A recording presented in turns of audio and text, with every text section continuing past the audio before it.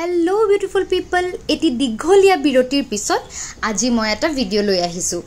আজি ভিডিওত আছে আম আচাৰ কেনেদৰে বনায়। আপোনালোকে তো সাকে ঘৰত আমৰ আচাৰ বনায়, মইও তথাপিতো ভাবিলো মই কেনেদৰে বনাও আপোনালোকক দেখুৱাও। আমৰ আচাৰ বনাবলৈ এয়া মই লৈ ললো মছলা, জিৰা, ধনিয়া, কোলা বগা সৰিয়হ, আজৱাইন, তাৰ পাছত কালজিৰা, গোটা মছলাখিনি অকনমান মিক্সিত মাৰি ললো।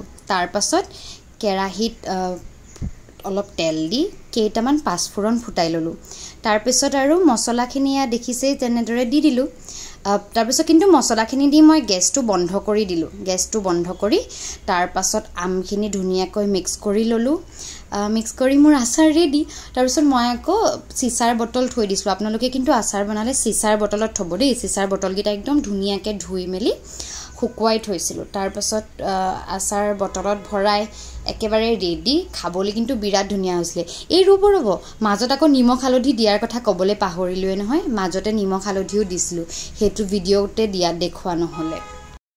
কেঁচা আমৰ বতৰ পিছে শেষেই হ'ব হ'ল। আমাৰ ঘৰত আকৌ বান্দৰে সৰুৱাইহে শেষ কৰিলে।